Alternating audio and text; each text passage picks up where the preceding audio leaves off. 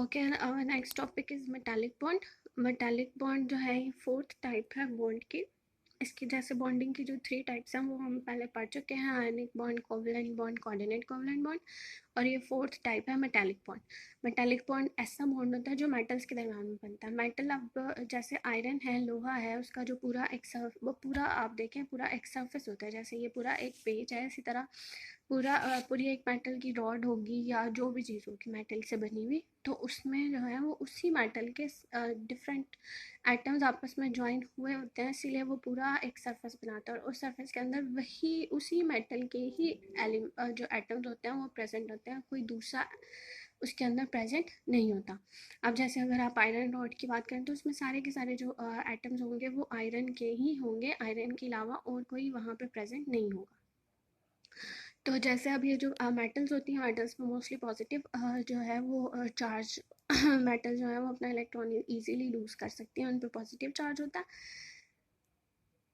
तो इसलिए वो जब वो अपना एक इलेक्ट्रॉन लूज कर देती हैं तो वो इलेक्ट्रॉन फ्री फॉर्म में मूव करता रहता है। जब तक वो बॉन्ड नहीं बनाता तब तक वो फ्री रहता है। अब फॉर एग्जांपल अगर आप सोडियम मेटल देखें तो अगर हम उसकी इलेक्ट्रॉनिक कन्फिगरेशन करते हैं सोडियम मेटल की, तो सोडियम का एटॉमिक नंबर कितना है आपके पास, ये सोडियम, उसका एटॉमिक नंबर है 11। ठीक है, ये कितना है 1s2 2s2 2p6 और 3s1। ये जो एक इसके पास एक्स्ट्रा इलेक्ट्रॉन है ये यहाँ से रिमूव हो जाता है।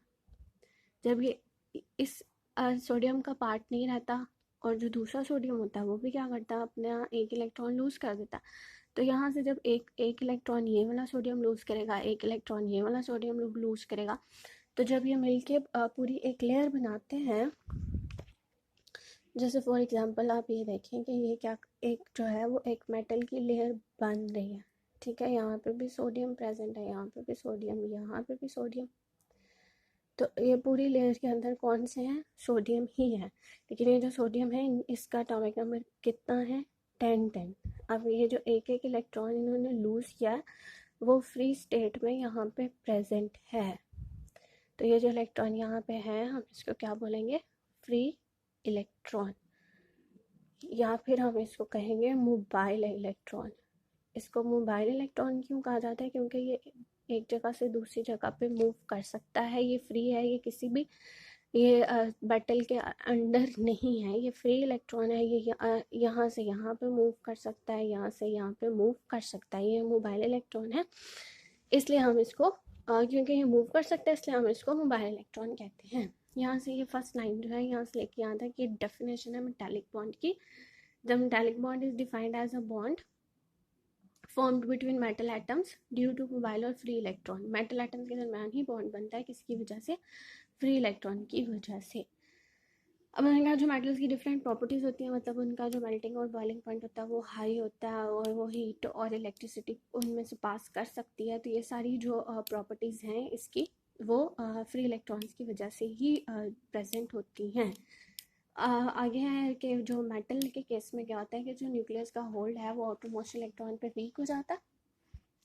अगर हम इस यही सोडियम की एग्जांपल लेके अगर हम इसका स्ट्रक्चर ड्रॉ करें तो ये क्या है, ये आपका न्यूक्लियस, ये आपका फर्स्ट शेल में कितने इलेक्ट्रॉन बनाएंगे आप, 2। ये आपका सेकेंड शेल में आप कितने इलेक्ट्रॉन्स बनाएंगे, 1 2 3 4 5 6 7 8। ठीक है, ये 10 हो गए। अब आप यहाँ पे थर्ड शेल बनाएंगे, थर्ड शेल में कितने इलेक्ट्रॉन होंगे, 1। अब ये जो एक इलेक्ट्रॉन है तो इसकी जो ये जो न्यूक्लियस है ये जो वैलेंस इलेक्ट्रॉन है इस पर न्यूक्लियस की ग्रिप बहुत वीक है, तो इसलिए ये वाला जो इलेक्ट्रॉन है ये इजीली यहाँ से रिमूव हो सकता है। तो मेटल इसीलिए जो हम अपना इलेक्ट्रॉन इजीली लूज कर देते हैं क्योंकि उनकी जो ग्रिप उसमें जो न्यूक्लियस की ग्रिप होती है वो इतनी ज़्यादा स्ट्रॉन्ग नहीं होती, और इसके अलावा इनकी आयनाइजेशन एनर्जी जो है वो भी लो होती है, इसलिए वो बहुत जल्दी इलेक्ट्रॉन अपना लूज कर देती है।